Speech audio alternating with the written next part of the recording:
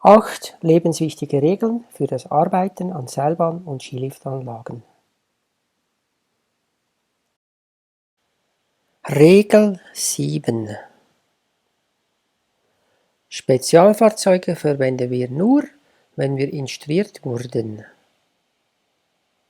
Arbeitnehmer: Führe ich ein Spezialfahrzeug, halte ich mich konsequent an die instruierten Regeln.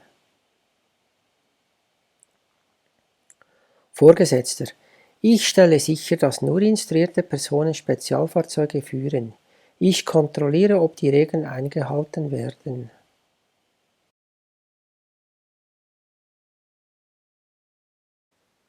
Spezialfahrzeuge dürfen nur verwendet werden, wenn die Mitarbeitenden entsprechend instruiert oder ausgebildet sind. Für den Motorschlitten ist mindestens die Führerschein Kategorie B1 vorgeschrieben. Die Kategorie B1 ist in der Führerscheinkategorie B, also beim PW-Führerausweis, enthalten.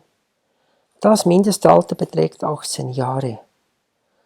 Bei der Benutzung des Motorschlittens ist das Tragen eines Schutzhelmes eine Pflicht.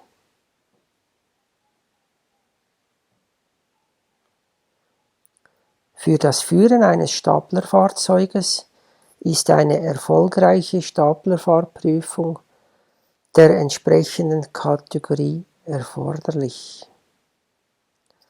Das Mindestalter beträgt 18 Jahre. Für das Führen einer Baumaschine ist eine Ausbildung erforderlich.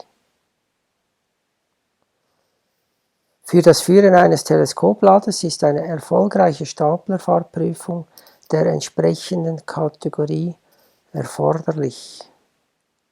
Das Mindestalter beträgt 18 Jahre.